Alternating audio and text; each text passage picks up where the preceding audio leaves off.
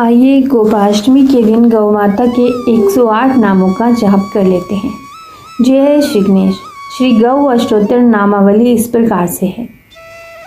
ओम कपिला नमः, ओम गौतमी नमः, ओम सुरभि नमः, ओम गोमती नमः, ओम नंदिनी नमः, ओम श्यामा नमः, ओम वैष्णवी नमः, ओम मंगला नमः, ओम सर्वदेववासिनी नमः, ओम महादेवी नमः, ओम सिंधु अवतरणे नमः, ओम सरस्वती नमः, ओम त्रिवेणी नमः, ओम लक्ष्मी नमः, ओम गौरी नमः, ओम वैदेही नमः, ओम अन्नपूर्णा नमः, ओम कौशल्या नमः, ओम देवकी नमः, ओम गोपालिनी नमः, ओम कामधेनु नमः, ओम आदिति नमः, ओम माहेश्वरी नमः, ओम गोदावरी नमः, ओम जगदम्बा नमः, ओम वैजयंती नमः, ओम रेवती नमः, ओम सती नमः, ओम भारती नमः, ओम त्रिविद्या नमः, ओम गंगा नमः, ओम यमुना नमः, ओम कृष्णा नमः, ओम राधा नमः, ओम मोक्षदा नमः, ओम उत्तरा नमः, ओम अवधा नमः, ओम ब्रजेश्वरी नमः, ओम गोपेश्वरी नमः, ओम कल्याणी नमः, ओम करुणा नमः, ओम विजया नमः, ओम ज्ञानेश्वरी नमः, ओम कालिंदी नमः, ओम प्रकृति नमः, ओम अरुंधति नमः, ओम वृंदा नमः, ओम गिरिजा नमः, ओम मनोहारिणी नमः, ओम संध्या नमः, ओम ललिता नमः, ओम रश्मि नमः, ओम ज्वाला नमः, ओम तुलसी नमः, ओम मल्लिका नमः, ओम कमला नमः, ओम योगेश्वरी नमः, ओम नारायणी नमः, ओम शिवा नमः, ओम गीता नमः, ओम नवनीता नमः, ओम अमृता अमरो नमः, ओम स्वाहा नमः, ओम धनंजया नमः, ओम ओंकारेश्वरी नमः, ओम सिद्धीश्वरी नमः, ओम निधि नमः, ओम रिद्धीश्वरी नमः, ओम रोहिणी नमः, ओम दुर्गा नमः, ओम दुर्वा नमः, ओम शुभमा नमः, ओम रमा नमः, ओम मोहनेश्वरी नमः, ओम पवित्रा नमः, ओम सताक्षी नमः, ओम परिक्रमा नमः, ओम पितरेश्वरी नमः, ओम हरसिद्धि नमः, ओम मणि नमः, ओम अंजना नमः, ओम धरणी नमः, ओम विंध्या नमः, ओम नवधा नमः, ओम वारुणी नमः, ओम सुवर्णा नमः, ओम रजता नमः, ओम यशस्वनी नमः, ओम देवेश्वरी नमः, ओम ऋषभा नमः, ओम पावनी नमः, ओम सुप्रभा नमः, ओम वागेश्वरी नमः, ओम मनसा नमः, ओम शांडिली नमः, ओम वेणी नमः, ओम गरुड़ा नमः, ओम त्रिकुटा नमः, ओम औषधा नमः, ओम कालांगी नमः, ओम शीतला नमः, ओम गायत्री नमः, ओम कश्यपा नमः, ओम कृतिका नमः, ओम पूर्णा नमः, ओम तृप्ता नमः, ओम भक्ति नमः, ओम त्वरिता नमः। जय हो गौ माता। ओम नमो भगवते वासुदेवाय। ये थे गौ माता के 108 नाम जो कि आपको गोपाष्टमी के दिन अवश्य ही लेने सुनने चाहिए। इससे कई जन्मों तक पुण्य प्राप्त होते रहते हैं। आइए माता जी की गौ माता जी की आरती करते हैं। ओम श्री गौ माता आरती, श्री गैया मैया की आरती, हरनी विश्व धैया की, अर्थ काम सदरम प्रदायनी, अविचल अमल मुक्ति पददायनी, सुरमानव सौभाग्य विधायनी, प्यारी पूज्य नंद छैया की आरती, श्री गैया मैया की आरती, हरनी विश्व अखिल विश्व प्रतिपालिनी माता, मधुर अमेय दुग्धान प्रदाता, रोग शोक संकट परित्राता, भवसागर हित दृढ़ नैया की। आरती श्री गैया मैया की, आरती हरणी विश्वधैया की। आयुओज आरोग्य विकासिनी, दुख दैन्य दारिद्र्य विनाशिनी, सूक्ष्म सौख्य समृद्धि प्रकाशिनी, विमल विवेक बुद्धि दैया की। आरती श्री गैया मैया की, आरती हरणी विश्वधैया की। सेवक जो चाहे दुखदाई, समपै सुधा पियावती माई।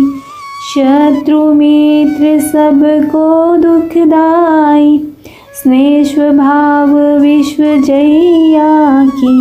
आरती श्री गैया मैया की, आरती हरणी विश्वधैया की। आरती श्री गैया मैया की, आरती हरणी विश्वधैया की। आइए सुनते हैं गोपाष्टमी की एक और कथा। एक दिन मंगलवार की सुबह एक व्यक्ति रोड पर बैठा हुआ था। हल्की हवा और सुबह का सुहाना मौसम बहुत ही अच्छा लग रहा था। तभी वहाँ पर एक कार आकर रुकी। उसमें से एक वृद्ध उतरे। अमीरी उनके व्यक्तित्व में थी। वे एक पॉलीथीन बैग लेकर उस व्यक्ति से, जो कि नीचे सड़क पर बैठा था, उससे कुछ दूर जाकर दूर पर एक सीमेंट के चबूतरे पर बैठ गए। पॉलीथीन चबूतरे पर उड़ेल दिया। उसमें गुड़ भरा हुआ था।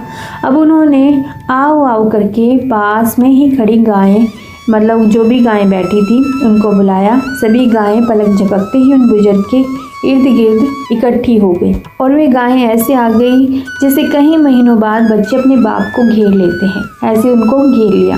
कुछ को उठाकर खिला रहे थे तो कुछ को स्वयं ही गुड़ खा रही थी। तो वे बड़े प्रेम से उनके सिर पर हाथ भी फेर रहे थे। कुछ ही देर में गायें अधिकांश गुड़ खाकर चली गई। इसके बाद जो हुआ वो वाक्य है जिसे वो व्यक्ति पूरी जिंदगी भूल नहीं सकता। हुआ यूँ कि गायों के खाने के बाद जो गुड़ वहाँ पर बच गया था, वो बुजुर्ग उन टुकड़ों को उठा उठा कर खाने लगा। और वह व्यक्ति जो पास में बैठा हुआ था, वह भी इसको देख रहा था। उसको बड़ा आश्चर्य हुआ कि बिना किसी परवाह के, और गाड़ी में जो बैठ कर आया था, उसने बिना किसी की परवाह किए कई टुकड़े खाए और अपनी गाड़ी में बैठकर फिर चला गया। उसने ऐसा गुड़ खाया जो गायों को खाया हुआ था, मतलब जो गायों ने झूठा किया हुआ था। फिर वह व्यक्ति जो सड़क पर बैठा था, वह दौड़कर वहाँ पर पहुँचा उन अंकल के पास जो कि गाड़ी में गायों के लिए गुड़ लेकर आए थे। तो और उनसे पूछा। तो वह व्यक्ति दौड़कर उस गाड़ी वाले अंकल के पास आया और कहा, अंकल जी क्षमा चाहता हूँ, पर अभी जो हुआ उससे मेरा दिमाग घूम गया। आप इतने अमीर होकर भी गाय का झूठा गुड़ क्यों खा रहे हो? उनके चेहरे पर हल्की सी मुस्कान उभरी। उन्होंने खिड़की वापस बंद की और मेरे कंधे पर हाथ रखकर, यानी कि उस व्यक्ति के कंधे पर हाथ रखा और वापस सीमेंट के चबूतरे पर आकर बैठ गए और बोले, जो तुम गुड़ के झूठे टुकड़े देख रहे हो ना बेटा, मुझे इनसे स्वादिष्ट आज तक कुछ लगता ही नहीं। जब भी मुझे वक्त मिलता है, मैं अक्सर इसी जगह आकर अपनी आत्मा में इस गुड़ की मिठास घोलता हूँ। वह व्यक्ति भी नहीं समझ पाया कि आखिर इस गुड़ में ऐसा क्या है जो ये अंकल गुड़ खा रहे हैं गायों के झूठा। तो वो बोले कि ये बात आज से कोई 40 साल पहले की है। उस वक्त मैं 22 साल का था। घर में जबरदस्त आंतरिक कलह के कारण मैं घर से भाग आया था, परंतु दुर्भाग्यवश ट्रेन में कोई मेरा सामान चुरा कर ले गया, पैसे भी ले गया। इस अजनबी शहर में मेरा कोई नहीं था। भीषण गर्मी में खाली जेब के 2 दिन भूखे रहकर इधर से उधर भटकता रहा और शाम को जब भूख मुझे निगलने को आतुर थी, तब इसी जगह ऐसी ही एक गाय को एक महानुभाव गुड़ डाल कर गया। यहाँ एक पीपल का पेड़ हुआ करता था।